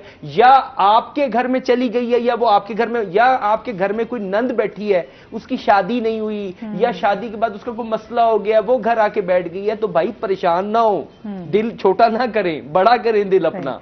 खैर है, उसके डेटे ना वायरल करते फिरे, आप प्रधानमंत्री ना बने, उसका लैपटॉप आप स्कैन कर लेंगे, उसका व्हाट्सएप उस बेचारी को नहीं पता होगा, पता लगेगा वो मोबाइल यूज करिए, साथ आप उसका लैपटॉप में आप उसका स्कैन किए बैठे हैं, ठीक है ना। अभी हम जो रिसेंटली देखते हैं, हम लोग अक्सर देखते हैं फेसबुक के हवाले से हमारी बहुत सारी इस तरह की आदत है कि फेक आपकी जो, अच्छा फेसबुक आपकी आईडी चुरा ली जाती है और फिर डिफरेंट आपके जो फ्रेंड लिस्ट में जो भी होते हैं उन सबको मैसेज जा रहा होता है, कोई सायरा बन के, कोई कुछ, क्या मतलब आपको पैसे चाहिए। फर्स्ट ऑफ ऑल जी, मेरे नाम से अगर कभी, अल्हम्दुलिल्लाह मैं किसी से पैसे नहीं मांगता, मैं अगर कभी कोई पैसे, मेरी पिक्चर लगी हुई हो, मेरी फेसबुक आईडी लगी हुई हो, कुछ भी लगा वो, मैं कभी पैसे नहीं, मैं मांगू भी तो मुझे ना दिएगा, और अगर आप दे बैठे तो मुझसे वापस ना मांगिएगा, नंबर वन थिंग। इस चक्कर में होता है ना जी, अच्छा कुछ लोग ऐसे होते हैं जैसे फेसबुक से फेक आईडी बनाई और उसके बाद जनाब आपका मैसेज चला गया, मैं तो इस टाइम बहुत दूर बैठा हूँ या बैठी हुई हूँ, तो प्लीज जरा ना इस फलां बंदे को जो है मैं अकाउंट नंबर सेंड कर दूं, इतने पैसे उसको सेंड कर दो, तो मैं जब वापस आ जाऊंगी तो मैं आपको सेंड कर दूं। और बेचारे कुछ शरीफ लोग होते हैं, मतलब वो मेरी तरह भी लोग होते हैं ना, वो दे देते हैं पैसे, तो क्या ये हकीकत है। अच्छा फिर जिस तरह गेम शो आ गया, अच्छा इसके ऊपर हम लोग कितना, वैसे इस पे हम लोग बात कर रहे होते हैं, हमेशा अवेयरनेस पहुंचाने की कोशिश करते हैं कि आपके गेम शो के मैडम ये कौन बनेगा करोड़पति, आप इतने लकी नहीं है,